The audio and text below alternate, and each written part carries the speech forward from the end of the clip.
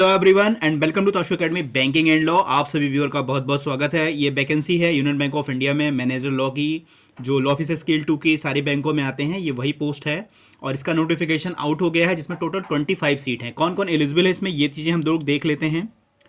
तो एलिजिबल हैं जिनके लॉ में ठीक है 50% मार्क्स हों, वो एलिजिबल हैं। अभी हम नोटिफिकेशन आपको डिटेल बताते हैं, पढ़ाते हैं, उसमें जो जो चीज़ें इंपॉर्टेंट है वो सब कुछ कराते हैं इसमें। और एक अच्छी बात है, इसका जो सिलेबस है काफ़ी अच्छा है।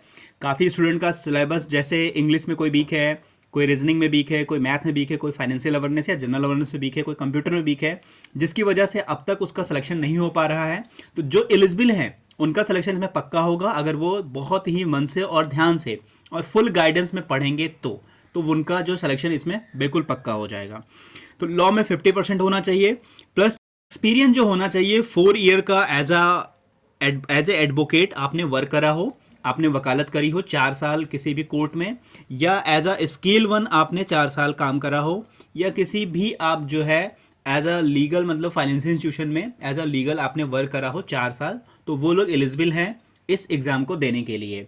और उनकी एज जो होनी चाहिए जनरल कैटेगरी के लिए 32 एज होनी चाहिए। तो जो भी स्टूडेंट इसमें इस पूरे क्राइटेरिया में आते हैं और अगर वो फुल गाइडेंस और काफ़ी मेहनत से 4 to 5 आवर सारे एक्टों को पढ़ते हैं, एग्ज़ाम में अपियर होते हैं, तो उनका इसमें सिलेक्शन पक्का हो जाएगा। 110% ये गारंटी है कि उनका सिलेक्शन हो ही जाएगा, अगर आप अच्छे से वर्क करेंगे इस पूरे कोर एरिया पे। तो यहाँ पर हम लोग फुल डिटेल नोटिफिकेशन देखेंगे। उससे पहले कुछ स्टूडेंट का है ये मानना है कि जैसे इसमें 4 ईयर का एक्सपीरियंस मांगा गया है और इनकी एज रखी गई है 32 ईयर्स, ठीक है। तो यहाँ पर जिन भी स्टूडेंट की एज 33, 34 या 35 हो गई है, या कुछ मंथ से उनकी एज बढ़ गई है जो 32 के क्राइटेरिया को कवर नहीं कर रहे हैं, तो वो एक दूसरे से बात कर सकते हैं। इसके लिए आप कोर्ट में रिट वगैरह पिटिशन वगैरह फाइल कर सकते हैं। उसका रीजन इसलिए है क्योंकि अभी तक जो वैकेंसी आती रही हैं उनमें अगर आप देखिए 2 से अगर 3 साल की प्रैक्टिस अगर आपसे मांगी गई है, 2 to 3 ईयर अगर आप प्रैक्टिस मांगी गई है, तो 2 ईयर की मांगी गई है तो उसमें 32 ईयर्स लिए जाते हैं। 3 ईयर की मांगी गई तो उसमें 33 ईयर्स एज लिए जाते हैं, ठीक है। जैसे आप आरआरबी लॉ ऑफिसर स्केल 2 का देख लीजिए, बहुत सारे जो वैकेंसी अभी प्रीवियस में आए हैं ना, उनमें सारी एज यही रही है। अभी latest central bank of India का चल रहा है, ठीक है, जिसमें 33 मांगा गया था और 3 साल का एक्सपीरियंस है। रही बात यूनियन बैंक ऑफ इंडिया में, तो इसमें 4 ईयर की प्रैक्टिस मांगी गई है और एज रखी गई है 32। बाकी आप अगर देखें यूनियन बैंक ऑफ इंडिया में और जो पोस्ट हैं लॉ ऑफिसर को छोड़कर, जिसमें 2 साल की या 3 साल की प्रैक्टिस या उनका अनुभव मांगा गया है, उनमें भी 35 एज रखी गई है।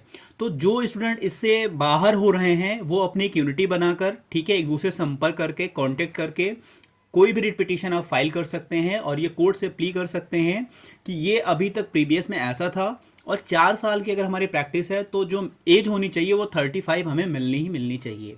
तो ये आप कर सकते हैं अगर आप इन वैकेंसी से या इससे वंचित हो रहे हैं, इसमें अपीयर नहीं हो पा रहे हैं, तो ये काम आपको जरूर करना चाहिए और मे गॉड आपको यहाँ पर कोर्ट के द्वारा रिलीफ मिल जाए। अगर आपकी एज ज़्यादा हो गई है तो 35 के लिए आप इसको रिट पिटीशन वगैरह कोर्ट में फाइल कर सकते हैं। अगर आपका इंटरेस्ट नहीं है तो कोई बात नहीं है, ये यूनियन बैंक ऑफ इंडिया इसी पूरे क्राइटेरिया पे अपने एग्जाम पेपर को कराएंगे। चलिए अब देखते हैं नोटिफिकेशन क्या क्या इंपॉर्टेंट है, उसमें वही बात करेंगे। तो यहाँ पर हम आ गए हैं एडवर्टीजमेंट के पेज पर, ठीक है। यूनियन बैंक ऑफ इंडिया का ये है, law manager and law officer scale 2 की है, जो सारे बैंकों में आती है। ये गवर्नमेंट ऑफ इंडिया अंडरटेकिंग है, नहीं भारत सरकार का उपक्रम है, ठीक है। तो ये गवर्नमेंट बैंक है जिसमें आपकी ये पोस्ट आनी है। अच्छा, इससे पहले समझ लीजिए पेपर कौन कराएगा, तो पेपर कराएगा आईबीपीएस, ठीक है। ये पेपर इसको कंडक्ट कराएगा। इनका पैटर्न क्या है आपको पता होना चाहिए, अगर अभी तक आपने एग्ज़ाम दिया हो, एनालिसिस किया हो, तो एक पैटर्न इनका सेट होता है, ठीक है। जो भी पेपर अब तक हुए हैं, कोई भी पेपर होता है उसमें प्रीवियस ईयर के क्वेश्चन रिपीट होते हैं। तो यहाँ पर जो भी स्टूडेंट इसकी प्रिपरेशन करने जा रहे हैं, तो पहली बात वो प्रीवियस ईयर क्वेश्चन पेपर जरूर ले लेंगे, ठीक है। क्वेश्चन पेपर कोई ज़रूरी नहीं है यूबीआई का ही हो, ठीक है, जो भी आपको मिल जाए, आईबीपीएस एसओ का मिल जाए, सीबीआई का मिल जाए, ठीक है, सिंडिकेट का मिल जाए, जो भी मिल जाए वो सारे पेपर आप एक बार देखकर उसे एक बार एनालिसिस कर लें कि इनका पैटर्न क्या है, किस एक्ट से किस तरह इनका क्वेश्चन पूछा जाता है, ये कैसे अपने क्वेश्चन को सेटअप करते हैं, ये सारी चीज़ें एक बार आप लोग एनालिसिस कर सकते हैं। तो प्रीवियस ईयर क्वेश्चन हमारे साइट पे, हमारे व्हाट्सएप नंबर पे अगर आप अपना डिटेल लिखकर भेजेंगे तो मेरे पास अवेलेबल है, ये आपको मिल सकता है, ठीक है। और दूसरी चीज़ है, पेड पीडीएफ भी हैं जो इम्पॉर्टेंट एमसीक्यू के रूप में हैं, वो भी आप एक बार लेकर लगा सकते हैं। जो भी टोटल डिपेंड है आईबीपीएस के पैटर्न पे, जो भी प्रश्न पूछे जाते हैं वो उन्हीं के पैटर्न पे पूछे जाते हैं। तो एक बार वो भी आप जो है पेड पीडीएफ देख कर लगा सकते हैं, उससे चीज़ों को और एनालिसिस कर सकते हैं कि इनका जो सेटअप पेपर पूछने का पैटर्न है वो क्या है। तो यहाँ पर सिर्फ आपका जो सिलेबस होगा वो होगा प्रोफेशनल नॉलेज लॉ। यहाँ पर कोई और एक्ट नहीं बताए गए हैं कि हम इतने एक्टों से क्वेश्चन पूछेंगे। यहाँ पर किसी भी एक्ट से कहीं से भी पूछ सकते हैं, लेकिन अभी तक जो इनका सेट ऑफ कोर एरिया है, अभी तक जितने भी एग्जाम होते हैं उनमें जितने ही एक्ट से इन्होंने पूछे क्वेश्चन, वही सारे एक्ट से यहाँ पर प्रश्न पूछे जाते हैं। तो ये दो काम अगर आप सीरियसली अपनी स्टडी शुरू कर रहे हैं तो ये दो चीज़ें आप ज़रूर लीजिएगा और इनको एक बार एनालिसिस करिएगा, ये आपके लिए काफ़ी हेल्पफुल होगा।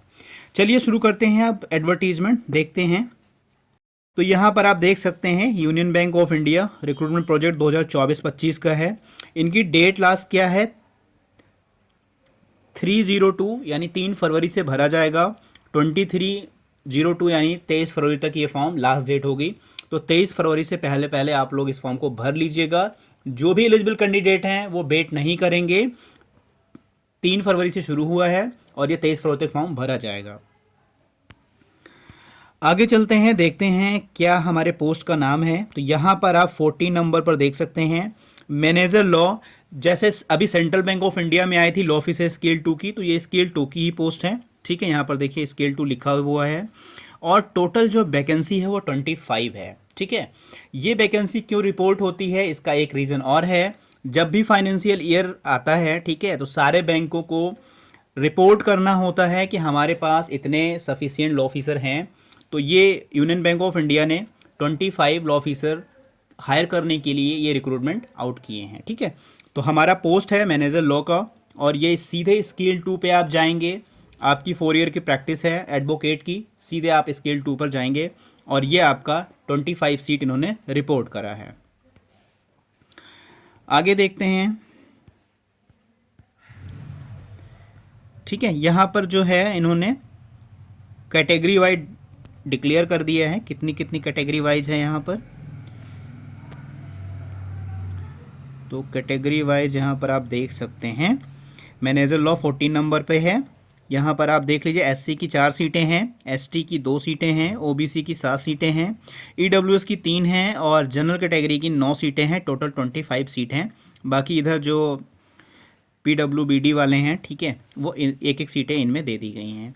तो मेजर 25 सीटें हैं, काफ़ी अच्छी पोस्ट मानी जाती है, इतनी नहीं आती है। अभी बैंक ऑफ महाराष्ट्र का लॉ ऑफिसर स्केल 2 का रिजल्ट आया हुआ है। मेरे यहाँ से 2 कैंडिडेट सेलेक्ट भी हुए हैं, तो उनकी टोटल 7 सीट थी, ठीक है। उस हिसाब से देखिए तो 25 सीटें बहुत हैं। अभी सेंट्रल बैंक ऑफ इंडिया का एग्ज़ाम होगा, उसमें 35 सीटें हैं। पहले 15 थी, अब उसको इंक्रीज़ कर 35 कर दिया गया है। तो ये भी सीटें इंक्रीज हो सकती हैं, ऐसा नहीं है, और घट भी सकती हैं, कभी कभी विड्रॉ भी हो सकती हैं, तो घट बढ़ सकती हैं, बट इतनी सीटें आपको देखने को यहाँ पर मिल रही हैं। तो सीट हो गया, कैटेगरी वाइज सीटें हो गई, ठीक है। यहाँ पर ऑनलाइन एप्लीकेशन फॉर्म का मैंने बता दिया है कि 3/02 से शुरू होगा और 23/02 तक ये फॉर्म आपका भरा जाएगा। उसके बाद एलिजिबल कौन कौन लोग हैं, ठीक है, वो हम देख लेते हैं अपना 14 नंबर पे। बाकी और भी सारे पोस्ट हैं, ठीक, जहाँ पर देखने को मिलेगा। एक चीज़ आपको एज क्राइटेरिया वाला मैं फिर से दिखा दूंगा, ठीक है, कि वहाँ पर कितनी एज मांगी गई है। जैसे देख लीजिए यहाँ पर देख लीजिए सीनियर मैनेजर चार्टर्ड अकाउंट का है ना, ठीक है, 9 नंबर पर, और यहाँ 3 इयर्स का इन्होंने मांगा है और यहाँ पर मैक्सिमम एज 35 दे रखी है। इसका दिखाने का पर्पज़ क्यों है मेरा, वो मैं अभी आपको बताऊँगा, ठीक है। हम सीधे चलते हैं 14 नंबर पर, जहाँ पर हमारा मैनेजर लॉ स्केल 2 का है डिटेल पूरा, ठीक है। तो यहाँ पर देखिए 14 नंबर पर है लॉ ऑफिसर स्केल 2 यानी मैनेजर लॉ को 26 मिनिमम है और 32 मैक्सिमम है, ठीक है। ये इनकी एज है। और एसेंशियल क्वालिफिकेशन में क्या है, आपने लॉ कर रखा हो और लॉ में आपके 50% मार्क्स होने चाहिए। अगर आप SC ST या OBC या PWBD से बिलोंग करते हैं तो आपकी जो परसेंटेज है एलएलबी में, लॉ में, चाहे 3 ईयर हो चाहे 5 ईयर हो, तो वहाँ पर आपकी 45 ईयर होनी चाहिए। ठीक है, अगर आपने पीजी करा रहे हैं, एलएलएम वगैरह करा है, तो आपको जो है यहाँ पर प्रेफरेंस दिया जा सकता है। एक्सपीरियंस में क्या है, आपके पास मिनिमम 4 ईयर का, ठीक है, एक्सपीरियंस होना चाहिए। ठीक है, 4 ईयर का एक्सपीरियंस होना चाहिए। प्रैक्टिसिंग एडवोकेट या लॉ ऑफिसर स्केल 1 हो किसी शेड्यूल कॉमर्शियल बैंक में, स्टेट के किसी वर्क में, सेंट्रल के गवर्नमेंट के किसी डिपार्टमेंट या पीएसयू में अगर आपने वर्क करा है 4 ईयर्स एज अ एडवोकेट या लॉ का आपने इस किसी भी फील्ड में वर्क करा है, तो आप यहाँ पर एलिजिबल हैं। अगर आपने कोई सर्व करा है इस तरह का लीगल का और आपको कन्फ्यूजन है, आपको चीज़ें डाउट में हैं कि आपको पता नहीं कि यू आर एलिजिबल और नॉट, तो मुझे आप व्हाट्सएप नंबर आपका कमेंट बॉक्स में दे दूंगा। ठीक है, वहाँ पे व्हाट्सएप नंबर दिया है, उस पर आप अपने क्वेरीज़ को या अपनी जो भी डाउट्स हैं वो आप वहाँ पर मुझसे पूछ सकते हैं। तो यहाँ पर आपने देख लिया, ठीक है, कि आपकी जो पोस्ट है वो आपको दिख गई, एज क्राइटेरिया आपको दिख गया, एसेंशियल क्वालिफिकेशन आपको दिख गया और क्या एक्सपीरियंस मांगा गया है ये आपको दिख गया। ठीक है, बाकी और इसमें कुछ भी इम्पोर्टेंट नहीं है। सीधा हम चलेंगे सिलेबस पे। अगर आप एलिजिबल हैं इसके लिए तो सीधा सिलेबस देख लीजिए और फॉर्म को भरकर अपनी पढ़ाई शुरू कर दीजिए। इधर उधर आपको परेशान होने की ज़रूरत नहीं है। यहाँ पर देख लीजिए 7.1 नंबर पर लिखा हुआ है ऑनलाइन एग्जामिनेशन और टेस्ट, यानी क्या होगा एग्जामिनेशन का स्ट्रक्चर, और ये सारे पोस्ट लिखे हैं। पोस्ट हमारा 14 है मैनेजर लॉ का, और यहाँ पर सिर्फ आपको आना है प्रोफेशनल नॉलेज लॉ, यानी आपका लॉ का ही पेपर होना है, वो भी 100 क्वेश्चन का होगा और 200 मार्क का होगा। ठीक है, नेगेटिव मार्किंग 1/4 है। तो ये चीज़ है कि जितनी मेहनत से आप यहाँ पर पढ़ेंगे, जितने सही से आप बेयर एक्ट को रीड करेंगे, जितने अच्छे से आप प्रीवियस ईयर क्वेश्चन पेपर को सॉल्व करेंगे, जितने आप एमसीक्यू सॉल्व करेंगे, ठीक है, बेयर एक्ट पढ़ने के बाद बहुत सारे एमसीक्यू अगर आप लगातार सॉल्व करेंगे तो आपका पेपर काफ़ी अच्छा होगा। और हमेशा ये प्रयास करिए, कितनी कट ऑफ जा रही कितनी कट ऑफ नहीं जा रही इससे मतलब नहीं है, इतनी मेहनत करिए कि आप जो है अपने सारे पेपर में 80 to 90% नंबर होल्ड करें, यानी लेकर ही आएँ, और यहाँ पर आपका सिलेक्शन पक्का हो जाएगा। कट ऑफ की कोई ज़रूरत नहीं कि कितना गया था पिछली बार, इस बार कट ऑफ को देखकर पढ़ाई करना एक तरह का मतलब सही मैनर नहीं है। इसीलिए मैं ये आपसे कहूँगा कि प्रयास करिए। अगर 100 क्वेश्चन का पेपर है तो यहाँ पर जो है आप 80 से 90 प्रश्न सही करने की अपनी पूरी मेहनत, पूरी क्षमता लगा दीजिए, और ये जिस दिन आप कर पाएंगे उस दिन आप हर जगह सक्सेस होंगे और हर जगह आप सफल भी होंगे। तो ये पेपर है, मैंने आपको इसके कुछ मटेरियल के बारे में डिस्कस कर दिया है। बाकी और भी अगर आपको जानकारी चाहिए तो डिस्क्रिप्शन बॉक्स में व्हाट्सएप नंबर है, उस पर अपना नाम, स्टेट का नाम लिखकर जो भी क्वेरी हो आप मुझसे वहाँ पर पूछ सकते हैं। तो ये सिलेबस हो गया। बाकी और जो सिलेबस हैं ये जो 17, 18, 19, 20 के लिए है। उसके बाद जीडी या इंटरव्यू हो सकता है आपका, ठीक है, जो भी यहाँ पर पर्सनल इंटरव्यू होगा आप 7.2 पर देख सकते हैं। ठीक है, पर्सनल इंटरव्यू होगा और इसमें जो है कैंडिडेट को जो कॉल किया जाएगा वो 1:3 के उसमें कॉल्ड किया जाएगा। ठीक है, तो यहाँ पर एक सीट के लिए 3 स्टूडेंट को बुलाया जाएगा, ये भी काफ़ी अच्छा है। तो यहाँ पर जो है आपका पर्सनल इंटरव्यू कंडक्ट होगा, वो भी कितने मार्क्स का, 50 मार्क्स का। तो रिटन टेस्ट हो गया आपका, ठीक है, और इंटरव्यू का हो गया 50 मार्क्स का, ये भी हो गया। जीडी भी आपसे वहाँ पे कराई जा सकती है। ग्रुप डिस्कशन यहाँ 7.3 पे दिया गया हुआ है, 7.3 पे आपका जीडी दिया गया है। ग्रुप डिस्कशन भी कराया जा सकता है। तो यहाँ पर 7.3 नंबर पर जो दिया गया है, ठीक है, वो जीडी के बारे में दिया गया है। जीडी कंपलसरी नहीं है, इन्होंने यहाँ लिखा है अगर जीडी कंडक्ट किया जाता है, ठीक है, तो जीडी के बाद ही इंटरव्यू के लिए कॉल किया जाएगा। अगर जीडी कंडक्ट नहीं किया जाता तो सीधे इंटरव्यू के लिए कॉल किया जाएगा। बाकी ये नंबर वगैरह आप लोग देख लीजिएगा, क्या नंबर आप सिक्योर करोगे जीडी में तो इंटरव्यू के लिए कॉल किया जाएगा, और क्या नंबर सिक्योर नहीं करोगे तो कॉल नहीं किया जाएगा, यहाँ पर जीडी में बता दिया गया है। वैसे एक चीज़ और है, अगर ये कंडक्ट करते हैं, इन्होंने कंडीशन लगा रखी है तो, ठीक है, और मोस्टली मतलब जीडी नहीं होता है, सीधे इंटरव्यू के लिए कॉल किया जाता है, क्योंकि एक सीट पे 3 लोग को बुला रहे हैं तो ऐसा होता है। बट अगर कंडक्ट करते हैं तो ये इनका क्राइटेरिया होगा। आगे देखते हैं और क्या इंपॉर्टेंट है। बाकी चीज़ें आप एक बार डिटेल पढ़ लीजिएगा, ठीक है। यहाँ एग्जामिनेशन सेंटर दिया गया है, ये भी आप देख सकते हैं 8 नंबर पर। यहाँ पे इतनी सिटी हैं, 12 सिटी पे इन्होंने एग्जामिनेशन सेंटर बना रखा। यहाँ है एग्ज़ाम कंडक्ट होगा, IBPS के द्वारा होगा। क्या क्या आपको लिस्ट ऑफ डॉक्यूमेंट इंटरव्यू के टाइम पे लाना है, ये सब यहाँ पर लिख दिया गया है। एक एक करके आप लोग अभी क्लियरली पढ़ लीजिएगा। पढ़ने से ये है आपको काफ़ी चीज़ें नॉलेज भी होती हैं। यहाँ पे एप्लीकेशन फ़ीस भी दी गई है, ठीक है। सब में 1000 रुपीज़ फ़ीस होती है, तो ये भी इन्होंने रिलैक्सेशन दिया है यहाँ पर। 850 और include GST for general EWS और OBC के लिए है, और SC ST PWBD के लिए जो है 175 रुपीज़ है। तो फ़ीस सब में 1000 हो गई है, 1000 प्लस हो गई है, तब भी यहाँ पे 850 जो है फ़ीस रखी गई है। बाकी ये सब प्रोसीजर बताएं कैसे फॉर्म को आप भर सकते हैं। अगर कोई दिक्कत है, कोई प्रॉब्लम है, कुछ भी आपको प्रॉब्लम फेस करना पड़ रहा है इस फॉर्म को लेकर, तो मुझसे आप क्वेरी कर सकते हैं व्हाट्सएप पर SMS भेजकर। बाकी और कुछ इंपॉर्टेंट है नहीं, ये पूरा इंस्ट्रक्शन बताया गया है, आप लोग एक बार देख लीजिएगा, ठीक है। ये एक चीज़ और है, काफ़ी बच्चे पूछते हैं कि हमारा जो एक्सपीरियंस सर्टिफिकेट कैसे बनेगा, तो ये है उसका फॉर्मेट, ठीक है।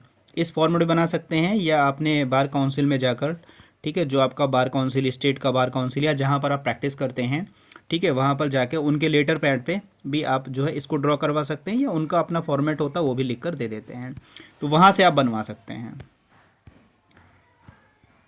बस। और बाकी ये सब सर्टिफिकेट के लिए है, जो EWS का है, डिसेबिलिटीज पर्सन है उनके लिए है।